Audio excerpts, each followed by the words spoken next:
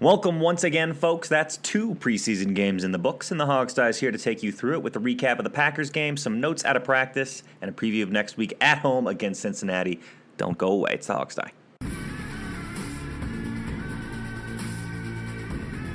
Welcome to the Hogstye. And now, here's your host, Sean Conti.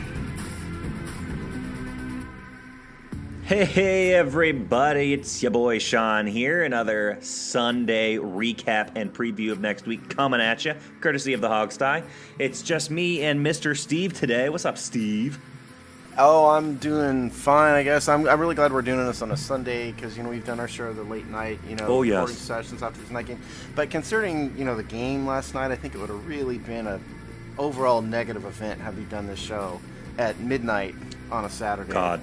After it would have been awful, right? Yeah, I'm so glad we're not doing that. I gotta say, I don't think it's gonna really affect our schedule too much for the folks at home. But yeah, those late night episodes, I think we're gonna do away with those and do them the next day for the most part. Because those are rough. We'll do, because we have a crazy schedule this year too. There's only like 8 or 9, regular Sunday afternoon games. Yeah. So we're gonna have to do our share of jigging around. But it's all for the people. And it's all for you. Yeah.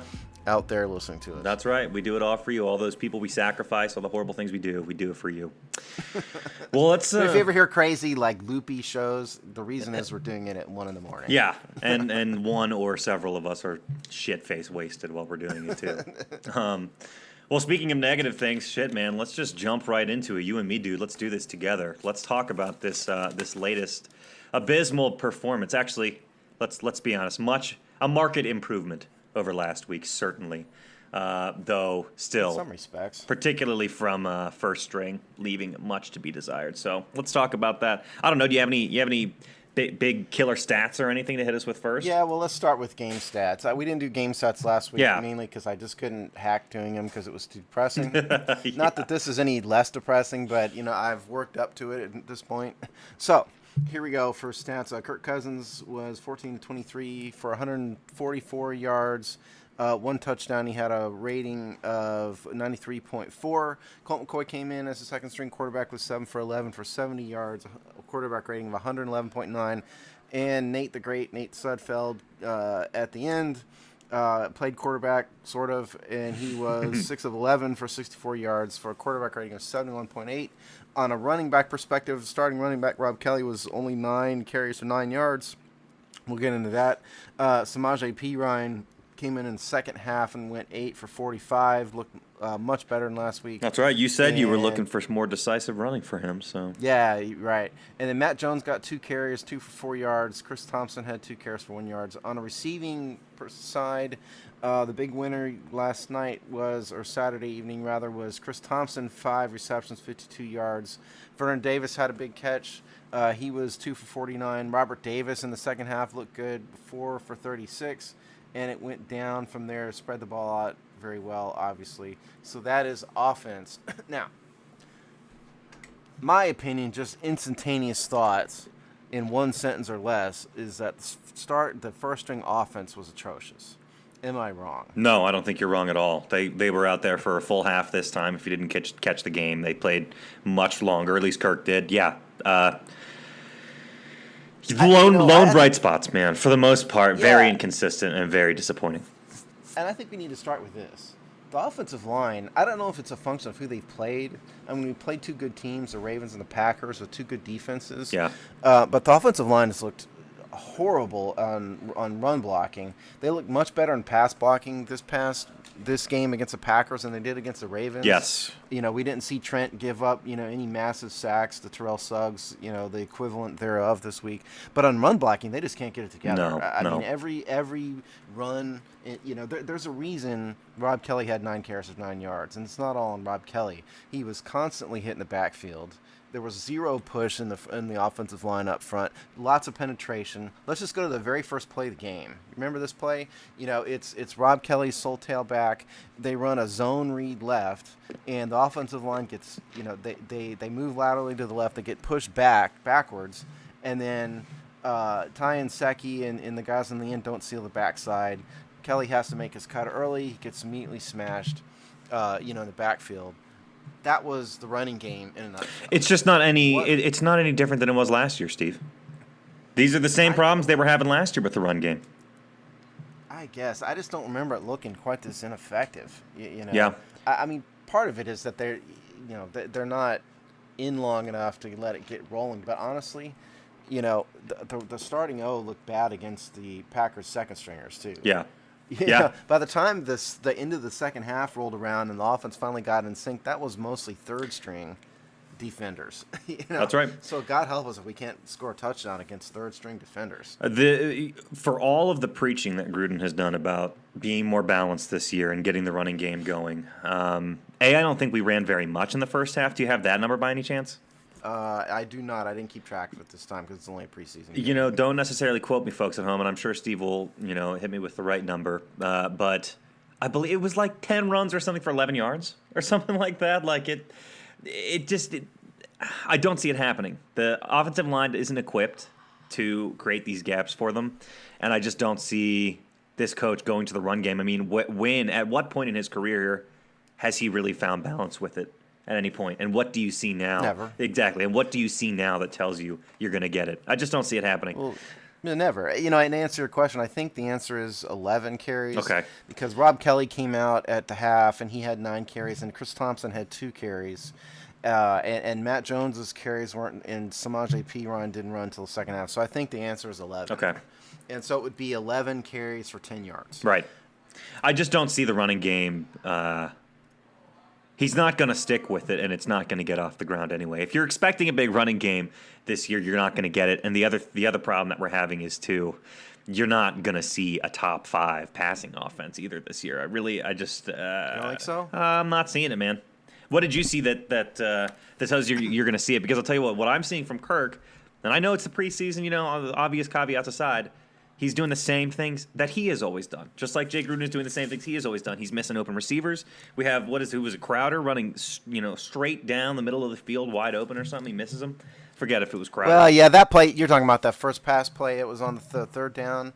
I got to give him a pass on that one because the whistle had blown by the time he threw the ball, and so Crowder quit on the play because he heard the whistle. But you're not wrong. I think Cousins has looked bad this preseason, just generally speaking.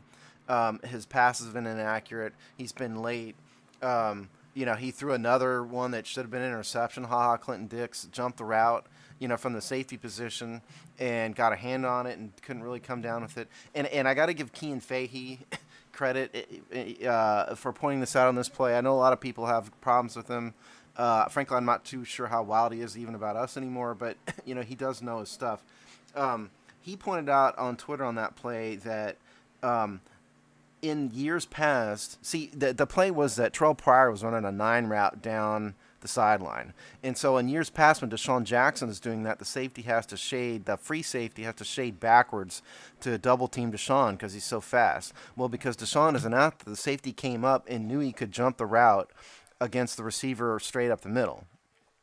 And so that is a play that wouldn't have happened with Deshaun Jackson until Terrell Pryor proves himself and starts beating some of these guys. So that's a really good point. That's a really good point I thought that was made by Kean. But look, the point is, Kirk should have seen that.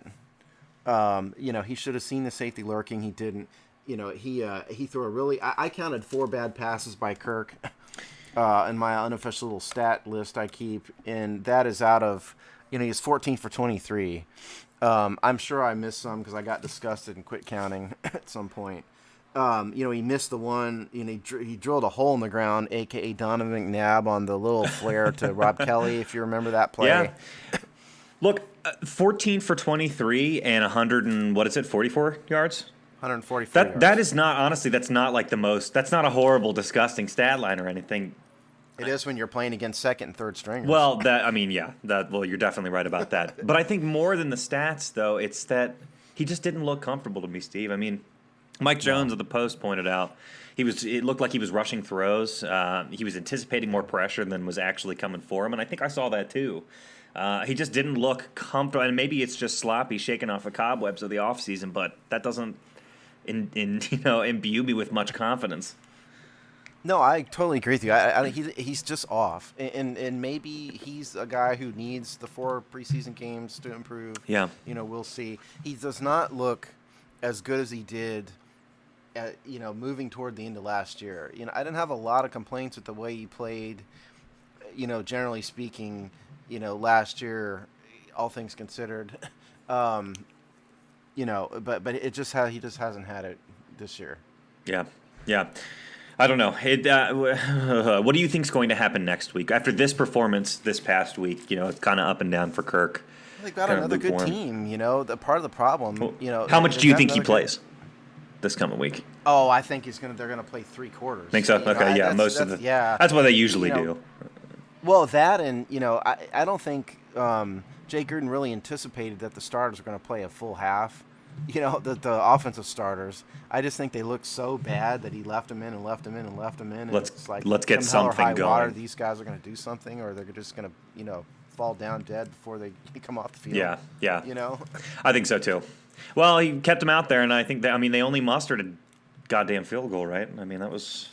No, well, they did get the touchdown at the end of the first half. Finally, I think the big question with Kirk, other than this is what we need to talk about. I think when it comes to Kirk, other than the fact that he just doesn't look comfortable, the other thing that is going on here is he's not used to Terrell Pryor, and Josh Doxson, who is the other starting receiver, has basically not played at all. He was in there a little bit this past game, but I think he's got a lot to get used to, and I think Terrell Pryor in particular. The guys who called the game, Theismann and Joe Buck, and for some reason Charlie Casserly was up there, randomly. Yeah, I saw that. Yeah, I was watching the same feed. Yeah, it's like, Charlie, we could maybe use you at GM at this point. That's aside. They were talking about how he's got to get used to Terrell Pryor because Terrell is so tall and he's such a long strider that he's just difficult to get used to when he's used to throwing to short, speedy guys, and then you've got a really tall strider who's covering so much ground. But frankly, I get it, but he hasn't tried a long pass to Pryor. Yeah. This entire preseason, neither game has Kirk tried a long pass. Really long, deep 9 route to Terrell Pryor. That hasn't happened. Not to Pryor, yeah. So, he had that that was nice to Davis. This past week, yeah. Which the camera crew just totally messed that up. If you remember, they didn't even show it live. It's like, thanks, guys. Yeah, way to go. You had one job. No, I get that. Job. They got to get on the same page, but all I'm saying is they better do it fast because he's in there replacing 2, 1,000+ yard receivers, and we're gonna really need him. So the answer to your question is I think if it's more of the same next week and the offense just looks jittery and all the same, I think we're going to play the bulk of the game. Yeah. Honestly. Well, let's hope they can get something going because the other thing, and I forget if I said this already, but this is the other thing that I'm seeing with Gruden is another continuation of previous years here is that you come out to a really sluggish start and then you come back and you kind of bounce back a little bit in the second half or the third quarter.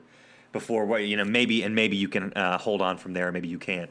But it seems like all the games start slow and sluggish. We get beat early and fast, and then we may or may not be able to dig ourselves out of a hole in the third quarter.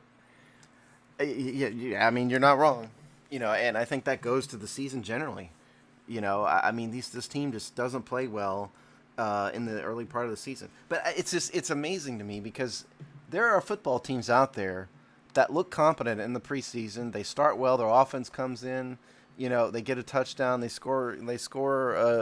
Points. The defense comes in, stops them, and they get off the field. And then the first game comes and they play well and they win. That actually happens in the NFL. It just doesn't happen in Washington D.C. ever. Seriously, man. I gotta. We said this last week. You weren't here last week, right, Sean? No, I was here. You missed this. I was here last week. Okay. Yeah. We said this last week. I put it on the coaching. When you have an entire team that looks sluggish, it's the coach's job to motivate these people. However it is that he does it. Neither one of us are coaches. But I put this chronically slow starting stuff at the feet of Jake Gruden. Yeah. Personally, I think you and I have always been on the same page about that. I don't know about our fellow colleagues, but I think you and I have always kind of agreed on that. Yeah, I think so. Second string. I noticed. Well, one more thing here. They tried, our famous corner end zone fade pattern. Oh yeah, that was a beaut. Yeah, I mean, the first one was to Vernon Davis in the end zone. Joe Theismann pointed out that the pass was a little bit short, Yeah. which allowed the receiver or the defender rather, to get a hand in there. um, so there's that. We'll get to the second string here in a minute. So I'd like to point that out about the offense. Now, defense, though, let's talk about first string defense here real fast before we move on to backups. Yeah. Starting linebackers Foster and Zach Brown, which I know a lot of fans have been clamoring for. I know you guys out there can't stand Will Compton, or at least some of you don't. I don't have a huge problem with Compton, but he's just most certainly not as athletic or strong as Foster and Brown. I thought Brown looked really good last week. I think he wasn't quite as impactful this week, but nonetheless, he's got so much athleticism that it keeps him in every play, and that's what we saw again last week, or this week rather. So, what did you think of the linebacking core? Let's start there. Yeah, I think on the whole, not well. I agree with your assessment. Honestly, I didn't see anything that made me jump out of my chair and leap for joy. No. But solid. Let's. I know that's not the most interesting analysis you've ever heard, but what can you say? I think that's fair. I don't think Zach had quite the impact. No, I agree with you. Exactly. Yeah, he was solid. Exactly. I like to point out that Alex's man crush, Matt Ioannidis, was in on the first series, which bodes well for him. He didn't start the game, but they rotated him in pretty early. So I think that shows that the coaches, at least, show. This is the second week we've seen that too. So I think this really shows that the coaches believe that Ioannidis has taken a step this year, because I think it was frankly touch or go whether he was even going to be on the roster. There for a while. That we didn't get a lot of pressure on Aaron Rodgers. When Rodgers, the brief series that Rodgers was in there. Yeah. Rodgers ran for a 13-yard scramble there on his, there in his one series, and the reason is that they didn't play contain on the right edge. The trick to Aaron Rodgers, of course, you got to get pressure on him, but you also have to contain him because he's athletic enough. He's going to do that, and sure enough, they blew it. So that's, Preston Smith took advantage of his opportunity, got the sack. Had a few pressures. Yeah, he was unblocked on the play, but look, he got him. He got there. That was against Brett Hundley, not Rodgers, but nonetheless. Yeah, no, that's a good call out. Preston Smith for sure. Yeah. Josh Norman is only in there for one series. He missed the one tackle on Jordy Nelson, but other than that, they didn't really challenge him too much. The one play that was the deep ball was Jordy Nelson on a fly route. Bashaud Breeland was covering. It was in fairly good possession. Nelson had a step on him, but then Breeland tripped. Right. And fell, and if the ball had been accurate, it would have been a touchdown. Guys trip. It happens, but Jamal pointed it out, a few weeks ago. You just can't trip. It happened last year too to 2 or 3 guys during the regular season. You just can't trip. Well, it was lucky that wasn't a touchdown. Oh, exactly. Especially you got to watch who you're covering too. You trip against the wrong guy in this league, it's over. Jordy Nelson is the wrong guy to trip against. Yeah, trip against someone else. Don't trip against Jordy. Don't trip against Jordy Nelson, for the love of God. That's not good. The other thing about the first string defense, especially, is the penalties killed them. They just had just death curdling penalties. Like Stacey McGee doesn't sprint off the field. That was brutal. Kept the drive alive. Yeah, that was brutal. Comes out and immediately commits that penalty, right? Yeah. Ty Nsekhe comes in when Morgan Moses was out. For 2 plays. First play, false start. Yeah, I think he didn't look good. He didn't look terribly good. No, he didn't. But this is a pattern in the first string, offense and defense. It happened last week too against the Ravens. Sloppy play, poor mental discipline results in death-curdling penalties, and that is what happened to this team again yesterday. They had, I think it was 4 or 5 penalties in the first half, all of which ended up being important. So, not good. Once again, coaching. Yeah. Coaching.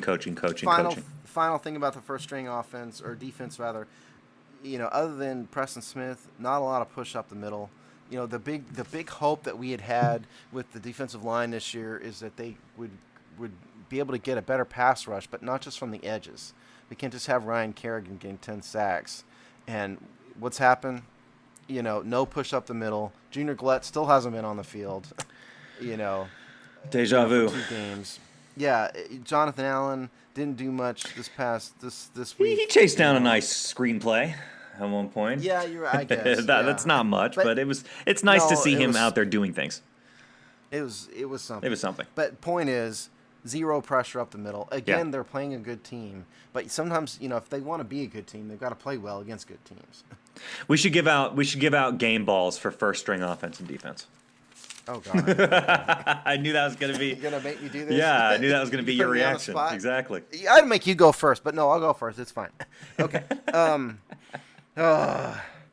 Game balls, first string game balls, offense. This is a tough one. It can't be Kirk because I thought he played poorly. I'd like to give it to Rob Kelly, just out of sympathy for him, because I could tell he was really frustrated. If you're gonna give it to someone, give it to Perrine. If you're gonna give it to a running back. Well, he's not first string. You're right. Sorry, no, stick to first string. You're right. Stick to first string. I'm gonna give it to. Because we don't give second string game balls. We don't give that. No, we probably should in this game because they played better. No, I'm gonna give it to Terrell Pryor, and the reason is, he got a catch. Well, he got a catch. Yeah. Yeah. Okay. I'm gonna give him. He got his first catch. I'm gonna give mine to Niles Paul, man. Niles, he wasn't first string, dude. Yeah, you're right. Actually, he wasn't first string. You don't go back on your deal. Shit, you're right. Well, I'm not gonna give it. You got to to come up with a name on the. You got to come up with a starter, man. You put me through it. This is harder than I thought it would be. We'll tell you what. You think about it. I'll go do defense. Yeah, you do your defense. Your offense Good call. And defense. Do your defense. So on defense, again, there's not a lot to work with because they didn't look particularly good. But, oh God, this is probably even harder, honestly. I'm gonna go with. I was about to say Josh Norman just because he didn't get picked on, but he missed the tackle. I guess I'm gonna go with Zach Brown just because I like to see him out there. He didn't make too many huge mistakes. He didn't blow anything. He was around the ball. No, I can't do that. He gave up a touchdown to Martellus Bennett. Actually, you're right. So I'm gonna go with Mason Foster then. Mason Foster had a couple tackles, looked generally competent, didn't give up anything. So I'm going with Terrell Pryor and Mason Foster, reluctantly and under protest. Okay. I'm gonna go with Crowder. Okay. Gosh, it would be, we need some consistent play in the receiver position. He's a guy who kind of contributed more than I ever thought he was going to, and he's had some nice plays. So I'm going to give it to you, Crowder, and for defense, I don't know. Let's give it to you. Let's give it to you, Alan. Shit, I like what you're doing out there. You're not doing much. You're not seeing that much time, but what you have done is, it gives me confidence. I like it.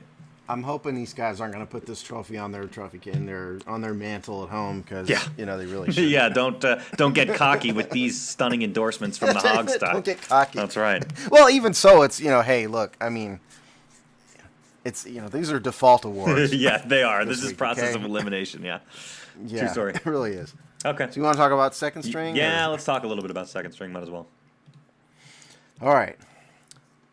Second string offense. Colt McCoy looked a lot better, I thought, than he did last week, in that he looked like an NFL player this week. Yeah. He didn't look quite as awful. His stats, he had a decent quarterback rating for what that's worth, 7 of 11. The offense looked more competent in the third quarter, which is when the second stringers came in. Samaje Perine looked good. Let's start with Samaje. Okay. I thought, in addition to just being ineffective last week, I thought he looked nervous. I thought he didn't look like a player who was really ready to play, and he was a rookie. It was his first game, first time he'd worn an NFL jersey. I think he completely got over that this past week. He looked a lot better. he looked decisive, more importantly. And it must be said that there were actually running lanes. Rob Kelly in the first half continually harassed in the background. There were absolutely no running lanes whatsoever. The offensive line looked terrible. The second string offensive line looked a whole lot better than did the first string, understanding that at that point then it was 2s against 3s and 4s. Right, right. So they should look better. But nonetheless, Perine had running lanes, and he was decisive enough to hit them. And that's what you have to do, even if you're playing against third string. You have to come out and dominate. He at least looked better. So. Right. Yeah, and so props to Perine. I don't know if that would have translated into the first half. I think he probably would have gotten basically the same results as Rob Kelly did. Most likely. Matt Jones got a couple carries. It occurred Stick to a me. fork in Mac Jones, man. Stick a fork in him. 2 carries for 4 yards. It occurred to me that Matt Jones reminds me of, you're going to laugh at this. You ready? Eric Dickerson. Okay. No, but he looks like the 10% of Aaron, like a 10% version of Aaron Dickerson. He runs straight. He does not get his pad level low at all. He runs straight up, almost straight up and down, like Dickerson used to do, except Dickerson is a Hall of Famer and Matt Jones is Matt Jones. But Jones, granted he didn't have a lot of room on his 2 carries, but he ran straight up, didn't get his pad level low, didn't try to run. This is all stuff we read on his scouting report. It's the same shit, man. Are you sensing a pattern here with problems that continue for 5 freaking years for these people? Like Jay Gruden, still same problems, in his 4th, 5th year. Yeah. Sorry, continue. Well, it's just your rant. I understand your frustration. But the reason why I brought up Jones is that the coaching staff has given him an honest shot. He got his carries, fairly early in the game last week, and he got, a couple carries this week, and so they are not ready to throw him in the trash can. He's getting every opportunity. He just really hasn't made much of it. Samaje Perine made the most of this opportunity, like you said. It's 2s against 3s, but you got to make it work. Yeah, you can only play the games on the schedule. Yeah, exactly right. So that was Perine. In terms of the receivers, once again, not many of the second string receivers really did a whole lot to impress me. I'm talking about the Matt Hazels and Zach Pascals and Brian Quicks of the world, James Quick. It's a shame that Maurice Harris hasn't been healthy. I know he's still getting healthy, but he's a guy who I really think the Redskins need to utilize to the maximum possible, because otherwise we're going to be stuck with Ryan Grant. So yes, we have a good Ryan Grant conversation scheduled here. It's a real shame that Jamal isn't here, because Jamal and I went back and forth about Ryan Grant somewhat publicly. Yeah. And so I don't know if you agree or disagree with me, Sean. Bring up your opinion on him. Sure. But here's the thing with me about Ryan Grant. I understand that he's a good practice player. I understand he does run good routes. But I think his hands are overrated. Okay. One thing, I looked up some stats on Grant, and one thing I noticed is that his catch rate, which is the number of targets versus the number of balls caught, is down in the low 50s on his career, okay? So he's at 52%, 53% catch rate. If you look at the top receivers in the NFL, for example, Jordan Reed's up at 75% on a career. And you get guys like Jordy Nelson, like Cole Beasley has a really high catch rate. These guys are up in the mid 70s. Pierre Garçon was around 70%. Jamal pointed out rightly that that's, catch rate maybe not be the same as drop rate.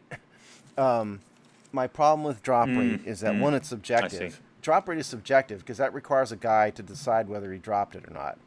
Whereas targets versus receptions is objective, okay? But even with, if you take drop rate for the sake of the argument as a good stat, his drop rate's about 5.3%. According to I can't remember what site I got that from. I'll pull NFLrankings.com, I think is what it was. Anyway, that's, below average, okay? So I think Ryan Grant's hands are overrated, number one. And then number two, he doesn't have the athletic ability and the burst to get away from people. Okay.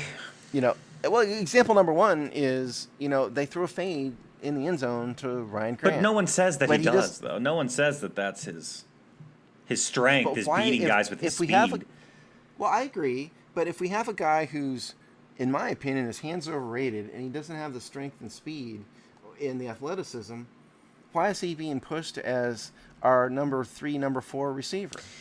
Probably. And why is Maurice? Maybe I realize Maurice Harris hasn't played this year, but why is that? Why is Maurice Harris not ahead of him? I don't know. Do you really think that what you've seen from Maurice Harris in game time situations is worlds better than what you've seen from Ryan Grant in game time situations? I think he has more potential. Think he has a higher upside?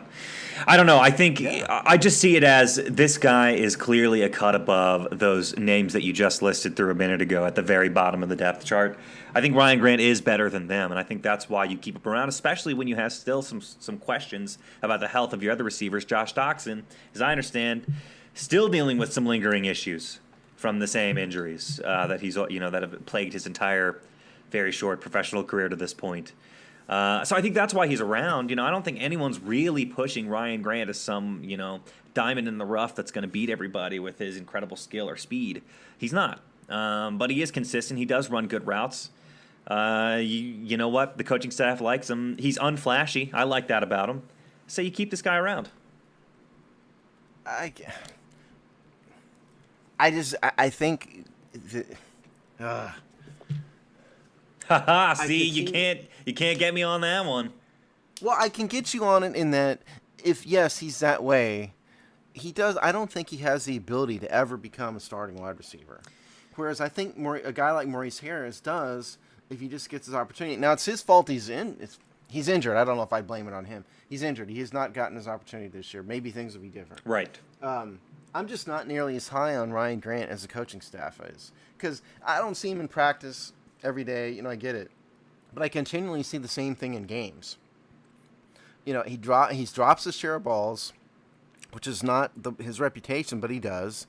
And he can't. His yak is really low, yards after catch.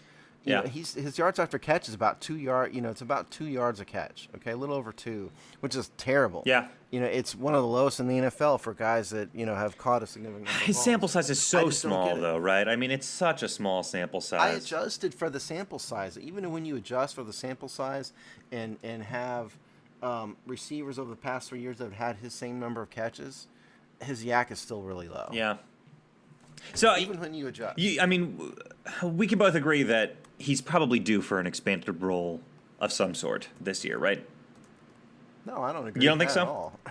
No. With the departure and with the departures of Garcon and Jackson, and with some level of uncertainty surrounding who's going to be doing what exactly and where folks are going to be. I mean, I know we've got the obvious guys in front of them. Trust me, I'm not arguing with that. But I just think in years past, we're probably going to see a little more situationally from Ryan Grant than we have before. And I think this might be the year that we find out a little bit more about him. I'm not saying he's going to ever get in there as the number 1 or 2 guy, necessarily. Of course not. But I think we'll see more of him. He'll get more looks. By the way, it was sportingcharts.com where I got that site. So that's where I got my stats. Okay. We're clearly going to see more of him. That's not even my point. Obviously we yeah. are. So I think let's just see what he's got with a little bit more sample size. I've seen what he's got.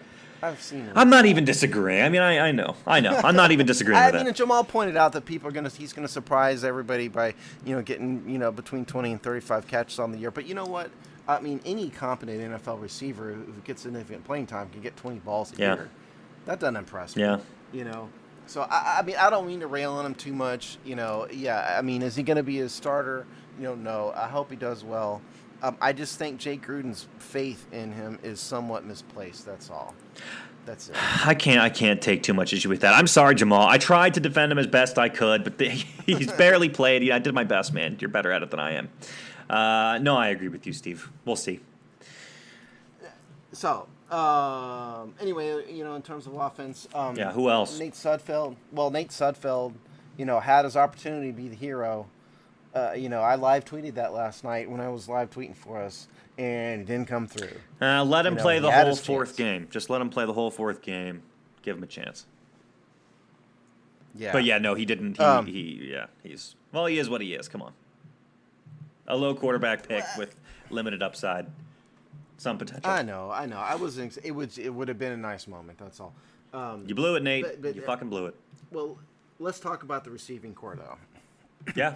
And the reason why I bring it up is that we actually have 12 receivers in camp right now. God damn. Which is a lot. Yeah, we have 12 receivers in camp for 5 slots, maybe 6, depending on how they keep. And then you got to figure 1 or 2 of them will make a practice squad. So, God damn, you know, look at all these probably, you know, 4 to 5 of these guys at least are going to get cut. I was hoping that there would be a diamond in the rough out of these guys. And the one guy who strikes me as stepping up as the diamond in the rough has been Robert Davis. Robert Davis had a good game yesterday. They looked to him fairly, quite a bit. I think he had 3, maybe 4 targets. He had 4 receptions, 5 targets. 4 receptions, 5 targets yesterday. He made some good catches. He adjusted to the ball well. There was a catch near the sideline where the ball was short, and he kind of had to reach back and take the ball from the defender. I thought Robert Davis looks good. I'm a fan, and I've said this before, but this guy is the leading receiver in Georgia State history. Robert Davis is related to Thomas Davis with Thomas Davis, the linebacker from Carolina. So he has, I don't know what the relation is. It's not a brother. He's like a cousin or something. But point is, he has football in his genes. He's got the size. He's got the speed. He's got good hands. His problem is that he is fairly raw, which he's shown that. He's a little bit raw in his route running. He's not going to get pro coaching at Georgia State. But he's got the ability to step up and become a contributor on the team, and I think he has. I'd like to think he has a chance to make this 53. That may, Well, they like their tall receivers these days. They do, but you got to figure that, obviously the locks are Pryor, Doxson, Crowder, and we assume Grant, I'll reluctantly, because Jay loves him. So that's 4. So Maurice Harris probably is the 5th guy, but if they keep 6, I think Robert Davis is in the lead. Yeah. And if Harris doesn't come back and doesn't play at all in this preseason, and Davis continues to look good, it's possible that Harris starts off on the PUP list and Davis makes it as the 5th receiver. Yeah. So if you're looking for a bright spot that happened yesterday out of the receiving corps, second string offense, the second string offense generally in the receiving court was Robert Davis. Yep. So there you go. I can't take issue with any of that. Looking at some of the names in this, it's just they're throwing all the noodles at the wall to see what's going to stick in this receiving core. Yeah, there's a ton of guys, and a lot of them are sort of at this point looks like obvious drops. Well, that was kind of where I was. That was where I was going with it. Is that we've got all the receivers, but none of them other than Davis in the back half has really impressed me that much. Hazel, Pascal, those guys have gotten. Laverne Jacobs has gotten his opportunities. Brian Quick and James Quick both have, they both, none of them really look particularly great. So, we'll see. But so far, Davis is the guy out of the back half that's looking good. I wrote some positives and negatives in my notes here at the end of the first half. About offense? Well, both. This is just kind of generally. Yeah, sure. So the positives, we're kind of skipping around here, but that's okay. That's all good. Positives, Phil Taylor. Phil Taylor, I thought, looked good. He made some plays. Fabian Moreau. Oh, my gosh. He had a game. Yeah, he did, dude. Fabian Moreau, generated the fumble on the punt. That was right after the Redskins' first 3 and out. And Niles Paul scooped that up.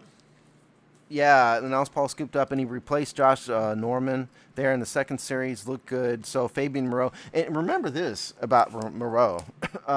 Moreau is maybe the highest rated cornerback coming out of college we've had in a long time. Yeah. Even Josh Norman was a 5th-round pick. Bashad Breeland was a 4th-round pick. So Moreau, big-time program, 5-star recruit out of high school. 3rd-round pick. Because he was injured. So I mean, he's got potential built in him, and I think it's fair to expect him to perform, and thus far he's done pretty well. Absolutely. So that was I like what I see on him. He's got great tackling too. He had a game. I think he might have raised some eyes. And I just want to say, Fabian, my buddy texted me during the game and called Fabian out. So we see you, Moreau. We see you. Keep it up, man. Great stuff. Yep. And the last one was, I wrote as positive as Terrell Pryor because he got his first catch. Yep. That was good. For sure. As the negatives on the first half, O-line run blocking, terrible. The defensive backs in the short to mid-range left a lot of space. And when you do that for a guy like Aaron Rodgers, he's just going to pick you. Reminds me of Joe Barry's days, man. Yeah, well, they had that zone and playing well off coverage. Play a lot. Yeah, you just can't do that against Rodgers. I think you got to play more man. Frankly. I'm with you. And then the other negative was Cousins. So that was my first half positives and negatives. I didn't mean to go out of order. I meant to do that earlier. It's all good. But that's that. So let's talk. Where do we go from here? Second string defense, man. Yeah. Let's talk about. God, there's a couple guys I feel like you could call out. Chris Carter. Chris Carter had a good game. I'll call out Joey Mbu. Okay. Joey Mbu had a good game. He was beasting there for a while. He had some pretty. Look, the reason why I like Joey Mbu and Phil Taylor both, these guys, are traditional nose tackle types.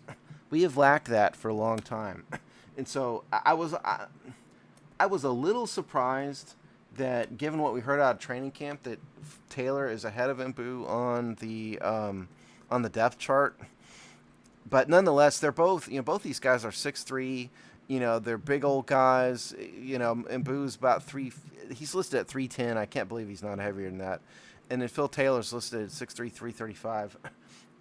So these guys arguably could be the traditional nose tackle we've been looking for. Yep.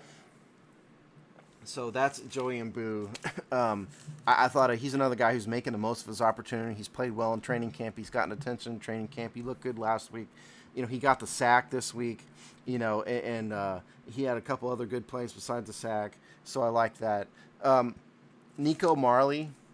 Yeah. Nico, there you go. You feeling bad about all that shit talking you did about him? I did. All I said is he was small. I didn't ever say anything bad about him. I think he's a high effort guy.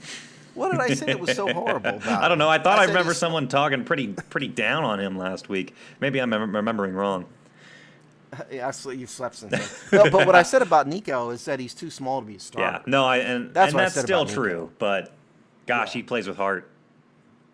Well, it's like, just being diligent and being a high effort guy is like half the battle. That's right. It's 50% of the battle. And Nico, he is effort, man. And that's what coaches love about him. But more importantly, he was calling plays. He was calling signals in the second half. I wasn't even aware of that. Yeah, well, the announcing crew said it, and it didn't look like he made any mistakes. So I think Nico is the guy who's miraculously playing his way onto the roster. Going from undrafted, undersized, out of a small program, relatively speaking, and the guy is playing his way onto the roster. I mean, he had 4 tackles, tied for the lead. And I know he's a good story because it's Bob Marley and all that stuff. Right. But also remember, I don't know if we've said this about him. We've been going on and on. It seems like every week we're going on and on about Nico. He also has football in his genes because his father is Rohan Marley. Forgive me if I mispronounce that. I think it's Rohan Marley. Yeah, don't ask me. Well, he was a star at the University of Miami, and so his football is in his genes. So anyway, that's Nico Marley. Okay, all right. Good job, Nico. Keep it up, bro, and you might just earn yourself a spot. It's an uphill battle, though, for you for sure. Yeah. Pete Robertson got a sack, so good for him. Nah. None of the second string DBs really stood out for me this week too much, good or bad like they did last week. Part of the reason was that this quarterback that the Packers played in the second half, Callahan, was just about freaking terrible. Yeah, he sucked. For those of you, he was horrible. For those of you who don't like Nate Sudfeld, just be comforted in the fact that we don't have Joe Callahan. That's right. Okay? We might have one of the better third-string quarterbacks in the league. There you go, everybody. Redskins at the top. There you go. Yeah, Redskins at the top of some category. Joe was 1 for 3 for 0 yards and a 42 quarterback rating. Oh, that's sexy. That's a sexy stat. And more importantly, he just looked bad. Yeah, he didn't pass the basic sniff test. No, he really didn't. Yeah, second string DBs, yeah, nothing, Moreau. Other than that, yeah, nothing really. Looking through the list now, I'm trying to see, but I'm not seeing anything worth. We're kind of backtracking here, but sorry. I think Bashad Breeland needs to be nervous. If Moreau continues to play well, Breeland may find him kicked inside to the slot, and Moreau being the starter. Breeland's gonna snap and kill somebody if that happens. I'm serious. I don't think he can handle that, dude. No. Okay, should we attempt, before we talk a little bit about next week, should we attempt to give game balls, or did we miss? Do we want to talk about anything else? Well, I wanted to point out a couple other things, actually. Yeah. Number one, on special teams. Oh, yeah, special teams is worthy of a call-out in and of itself. Yeah, well, one thing I wanted to point out to the audience is that Jay continues to experiment with kickoff return and punt returns, but the problem is none of these guys are really doing well. Same old fucking Redskins, man. Years and years. He's trying to find someone who can spare Jameson Crowder and Chris Thompson the danger of having to do it and risking injury. But so far, none of these guys have stepped up. Because if you notice, I had them all written down. Matt Hazel's gotten his opportunity. Zach Pascal's got his opportunity. They had Will Blackman returning punts. We brought that up in the preseason a couple weeks ago. That's right. So he's rotating these guys in and out, and thus far nobody has really done anything on kicker punt return. So don't be surprised next week if Jay just gives up and throws Crowder and Thompson back there again for kickoff, punt return, and kickoff. I think it's going to be Thompson. They might as well just put him in there now and just let him do it, so he can just get warmed up and ready to go. Or just make Trent do it. Who's going to fucking launch themselves into Trent Williams back there receiving a... Trent be the punt returner? No one's going to launch themselves at Trent Williams. They're just going to move out of the way, man. I'll tell you.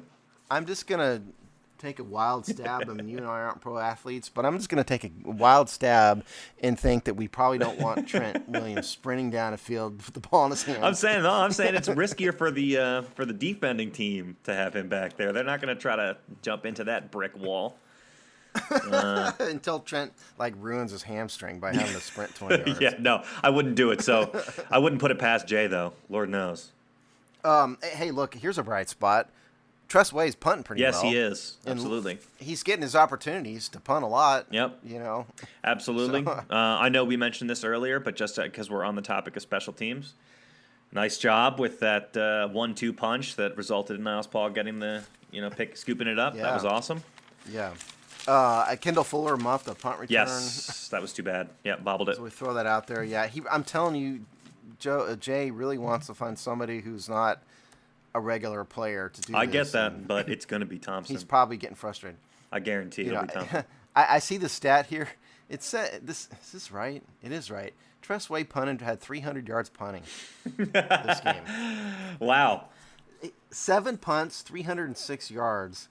43.7 yards per punt. Now, I just like to say that this is one sign your team has played badly. When your punter has more punting yards than your quarterback has passing yards, that's a sign that you may not have played well. Yeah.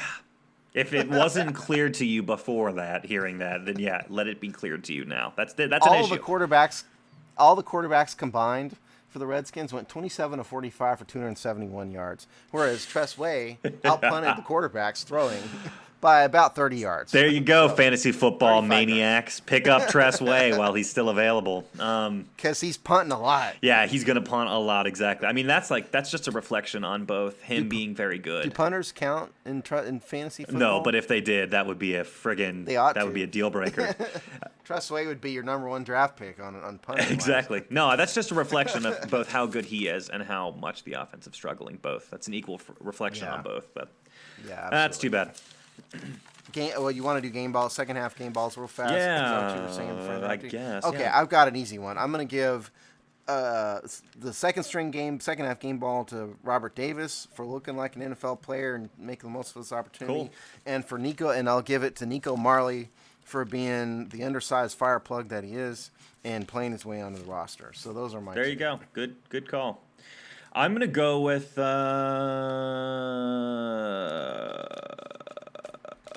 Chris Carter. Okay. I think that of all the outside linebackers, he looked pretty damn solid. And he needs to be out there dominating folks, and he did that. So I'm going to go with Carter. Okay. And that's it. I'm not going to give Carter, another one, so don't get greedy, you fucking loser Redskins. That's all I'm going to give you. That's all you get.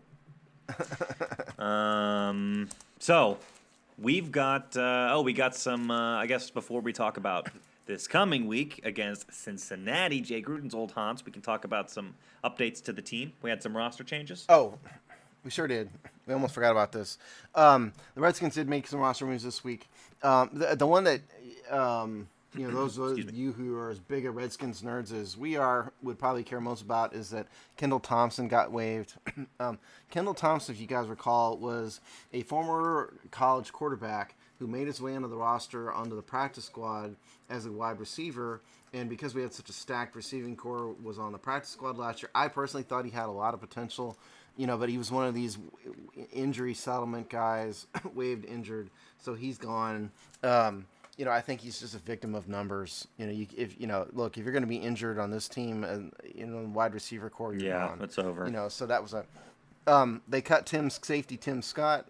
He's one of these, hardly knew you guys. Thousands of people just said, who? Yeah, who? And just to catch everybody up on IR, we've, obviously Trent Murphy and Keith Marshall is on IR. Kevin Bowen's also on IR. And so as a result of all these cuts and all these IR folks, we have made some signings. In addition to what we told you guys last week, we signed Ron Thompson Jr. as an outside linebacker. This guy is from Syracuse. He was a defensive end, 6'4", 268. He kind of has the look of a pass rusher, so I think they're hoping he is going to pan out as a pass rusher. They signed Stephon McClure as a safety. Not much to say about Stephon. Best of luck to you. He's from Cal, 5'11", 203. Bounced around practice squads last year. We signed Kendall Pace, who is an offensive lineman. I listed him on my chart as a guard. I've seen him listed as the Redskins have him listed as offensive lineman, but he's 6'4", 302, so I can't believe he'd be a tackle. But the interesting thing about this guy, though, he's from Columbia University. He's a very smart guy. He wrote an article for CNBC.com in which you guys can look it up, Google it if you want to read it. Talked about why players should go play football at the Ivy Leagues, and we don't need to go through all that, the whole article. But his point is, you get a good education and you can still play football. And if you're good enough, the NFL will find you. It's kind of his point. He's from Suitland, Maryland. So he's a local guy too. Very nice. So Kendall Pace is a guy, and he got playing time yesterday, when he's only been on the team a couple days. So I think he's a shot across Laval's bow. Is that it? I didn't see where he was playing. Well, I don't think he's a shot across Laval's bow, but he may be a shot across Ari Kwanjo's bow. Yeah, because they've both. Yeah, Kwanjo's been struggling so far. Well, because if you notice that Kwanjo didn't play until he was playing with the Scrubs. I did notice that. Yeah. Well, I mean, after last week, he really struggled last game. So. Yeah, and I don't think Kyle Kalis and Tyler Catalina have impressed too much. Catalina maybe has been better than Kalis in my opinion. We'd probably have to get Robbie Duncan's opinion to get a technical opinion about it. But point is, watch for Kendall Pace. He's a local kid. He's very smart. He's got the size.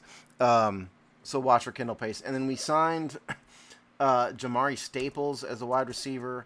Jamari is another wide receiver who's another rookie out of Louisville. Now, James Quick is a rookie wide receiver out of Louisville. So we have the entire Louisville starting wide receiver core now on the Redskins.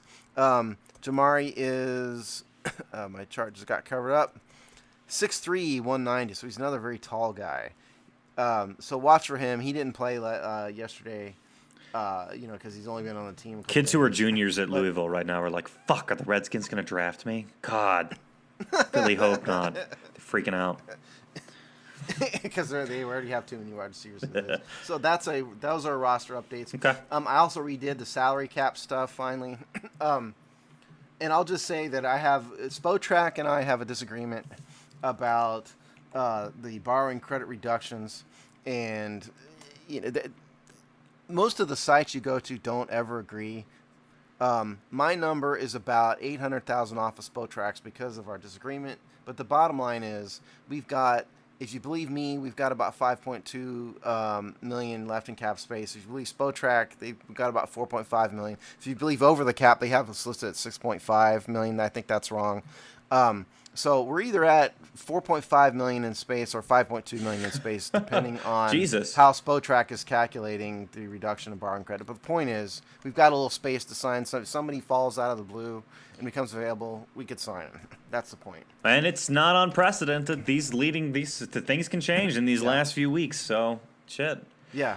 Well, and right now I'm counting 89 on the active roster anyway. So I think, unless I'm wrong, we have a spot. We have someone. Yeah, open, we can take someone right now. Okay. Awesome. So there you go. There's roster update. Awesome. Well, we will continue to keep you folks updated if anything does come through the pipeline in terms of a new signing, but good to know for now. Next week, we have the Bengals at Cincinnati. Not a huge amount to talk about in the Cincinnati preview game of the third preseason game, but we can do our part and talk a little bit about it, right? Yeah. I mean, just so you guys know, it is a lot of effort to do these game previews that we do, like the full game previews. So we're not doing it for the preseason just because we don't feel like it. Sorry. And we know that, and let's be honest, you don't really care anyway. I think they care to a degree. We do the show, and they care to a small degree. We have to get ready for these shows. Point is, what I'm trying to say is that we are not prepared to talk in detail about what the Bengals are going to throw at us because it's only preseason, and I just didn't feel like going through the brain damage of that. Yeah. So, instead, as I did last week, I don't know what your feelings are. What I want to do is just talk a little bit about what we expect to see against the Bengals. Totally. And the number one thing is offensive line has got to look better in terms of run blocking. They look better on pass blocking against the Packers. Amen. Jesus. They have got to look like an NFL offensive line. They have got to get Rob Kelly some room to run. Yeah. They have not done that for 2 games in a row. That's number one. Number two, Kirk Cousins has got to get his stuff together. He's got to start looking like the Kirk Cousins of old. It's 2 games in a row. He's looked bad. So those are the 2 primary things I want to see on offense is competent offensive line play, run blocking, and in Kirk Cousins looking like the Kirk Cousins we know and love and not like the Kirk Cousins of 2013. Amen. And on defense, pass rush. Hopefully Junior Gillette will be in. I really think love that would be nice to see. At this point, I'm so tired of talking about him. I just want to see him play. It's like he's like the girlfriend you just can't ever quite get. Well, he's catfishing us. He's the girlfriend you met online and you never see her in person, and after a couple years, you're like, something's fucking up with this. Yeah, that's a better analogy because we talk about what a great thing he would be, but he just can't stay healthy. It's supposedly a minor hamstring thing right now with him. Who knows? But point is, really want to see a pass rush against the Bengals. Number one, they haven't done too badly against the run this preseason, but you're talking about the Ravens and the Packers. Neither team runs the ball well. The Bengals are a little bit better, but not great. So we're not really facing teams that run the ball well, but they have great quarterbacks. At least the Packers and the Bengals do. So I want to see a pass rush. So those are my things I want to see against the Bengals. Which one of those is most important? You can only get one. Do you get improved quarterback play, better running game, or a better pass rush? I'm taking. If I have to pick one, I'm picking offensive line. Okay. So get that fucking running game going. Yep. If you can take the pressure off get a running game established, you can do a lot. Yeah. You're right. It's classic football. Good answer. Yep. What do you think? I am going to say the exact. So I would say this. I actually think the Bengals are kind of, in a lot of ways, they're kind of a similar team to us right now. In fact, I think we were kind of picking the same. We were slated to pick sort of the same positions in the draft. I know they ended up going wide receiver, but I think they kind of wanted Allen for a while. So here's what I want. I want to see good defensive back play. Shut down those receivers. Shut down AJ Green. Don't make any glaring mistakes against these guys. I hope we keep covering them well. Running game goes without being said. Please, for the love of God, get a running game going that takes the pressure off Kirk, and maybe we'll see improvement in both places. I think that's my most important thing. Pass rush would be nice, but if I had to pick something, I'm really just looking for, and I don't care who it is, somebody get that running game going. Whether it's Kelly or it's P. Ryan or it's whoever. Like I said, stick a fork in Mac Jones. I don't think we'll see much of him ever again, but somebody Throw me in there, Coach. I'll do it. Steve will do it. Put Steve, get in there and get that running game going, man. We actually have, and as a part of the Hogstye family of analysts, Montel is the guy who really actually was a good high school running back. So, he was like a 1,000-yard rusher in high school. So maybe the Redskins need to pick up the phone and call Montel, where you at, bro? Exactly. We'll plug you on the show, man. I'm all for it. Yeah, and I really agree with all your points, but yeah, get the running game going. Pass rush would be nice, but running game and Kirk just looking like he knows what he's doing are the two most important things. So that's what I'm hoping for. We'll see. Because I'm not too upset. The fact that Aaron Rodgers picked us apart isn't that upsetting. It's going to happen. I mean, I wish it wouldn't have happened. It's going to, though. You're talking about, the quarterback who Joe Theismann, who is the king of hyperbole, said is the greatest passing quarterback in NFL history. Did you catch that quote last night? Yeah, I did. Theismann is very good at exaggerating, but I don't know if I would go that far with Aaron Rodgers. You'd really have to study some film to see it, But I thought it was funny that he just casually threw that out there. He actually said a couple of strange things on the broadcast that people pointed out in an article. Actually, that people were like, "What are you talking about?" He was like, "Man, I can't believe DJ Swearinger was went undrafted or something. And he was like a second-round pick or something, or like the 9th overall pick or something like that." Yeah. Well, Theismann phoned it in the other night. Whoever did the damn graphics of last night in the broadcast team, for God's sakes, listed Rob Kelly as a third-year player. Oh, my God, really? I didn't notice that. Yes. Jesus. You throw a graphic up there, Rob Kelly, third-year player. He's a second-year player. He was a rookie last year. You would think that if we can get it right on our crappy Hogstye show, I would like to think that the Redskins broadcast team can get it right, okay? They gave out, they were drinking tequilas or something in the broadcast booth yesterday because the whole thing felt a little off. And why was Charlie Casserly? It seemed very random to have Charlie Casserly up there. That was random. Does he I don't often mind do listening to him. No, I don't mind listening to him, but I just thought it was kind of odd. It was. I met Charlie Casserly in my travels with the NFL team I represented, and Casserly in person reminds me of an accountant. If you look at him, he looks like an accountant. He acts like an accountant. The day I met him, I was in a suit, business suit. This guy is wearing wrinkled khakis and an untucked short sleeve shirt. I like it. I like it. It's Charlie Casserly. It's like he and Bill Belichick are cut from the same mold. Yeah, I guess. Belichick doesn't look like an accountant. At least, no, but he wears atrocious, wrinkled, disgusting clothing. Yeah, he does. Yeah, he does. Also, I'm going to bring this up, Sean. You don't know about this, but the Redskins sent us a media package after the game that had a couple interesting quotes. Oh yeah. I just like to throw this one. I'm not going to read all these. There's way too many, but I just want to throw some love to Niles Paul. Definitely. And he got his first touchdown. And the package that the Redskins sent, first touchdown. He's been injured for 2 years, And a part of what the Redskins sent us was some quotes of Niles Paul. And his quote was, "It's been a while since I scored a touchdown, so I was happy. I was very excited." And I just wanted to throw that there because it's really good to see Niles back. Well, he's a class act dude for sure. Yeah. So there was that, and Kirk, as you might expect, went on and on and on and on and on about why, the team, has basically stunk. And he said, let's see. He said, one of his quotes is, "I haven't played live football games since last December, and it takes some time to get used to that again." That's kind of the theme of this is, we're working, we're going to get better. It takes some time. Right. And to that, Kirk, I say, the Packers didn't look like they needed the time either, and they've played more football than you did. Exactly. So, Come on, man. Shake the cobwebs off. Okay, for the first game, fine. But you needed to tighten it up last night, and you didn't. Right. Well, so there you go. I'm not going to read too many other quotes. So that's all. That was, I think, all that particularly interesting. The rest of it was a bunch of coach speak and a bunch of player speak, and so it's not worth prattling on about. All right. Well, that's that. That's the word. I'm going to predict a win next week. I say third preseason game.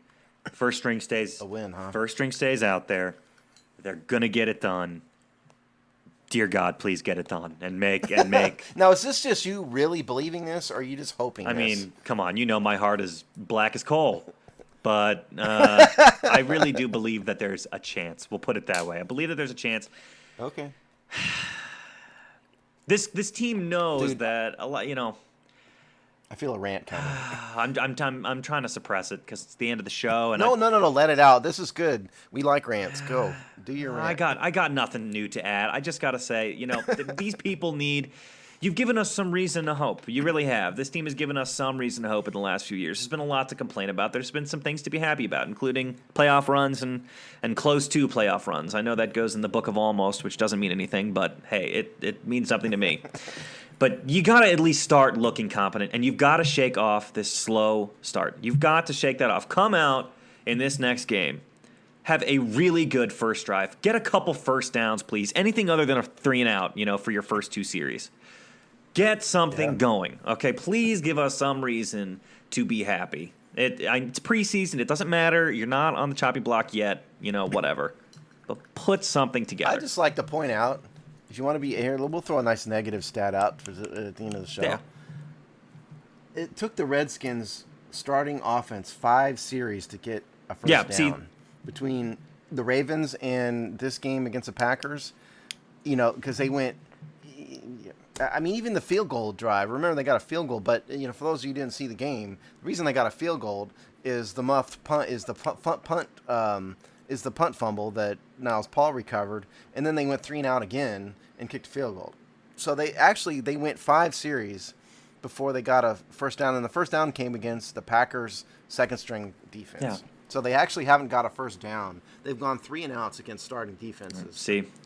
4 times in a row. And see, it would all be made better even if you came away with no points, if they just moved the ball. Exactly. But that is just so depressing that it took them that long to even get a first down. So, you know what? You want to change the PR. You want to change what people are saying about the team right now. Come out here and look like you know what you're doing on Saturday. That's all I got to say about it. Rant over. I'll clock out from that. It wasn't much of a rant. I'm sure most people at home are on the same page, but it's worth saying. What else is new, Steve? Anything? You got any sweet, exciting plans for the rest of this Sunday, man? No. I mean, I'm just going to drown in my sorrows. I went back this morning before the show and rewatched the beginning of the game again because I'm a masochist who likes Seriously, torture. Self-flagellation is all that is. Yeah, and it didn't make me happy. So we will, we'll try to forget about this game, although now I have to write about it. Yeah. So it's not going to get any better. So I don't know. I'm at a loss. I'm all talked out. Well, relax and watch some Game of Thrones tonight, man. Keep your minds off of it. There you go. Amen, brother. We'll let that be the last word, folks. Thanks for being with us once again. We are so close to the season where you can expect all kinds of awesome exclusive interviews, lots more written content, which we've already got plenty of getting posted every day pretty much now. So make sure you're still checking with us here through the rest of the last part of the off season. But obviously when the season starts, lots of stuff coming at you. So we will see you next week. Take care. Peace out, kids.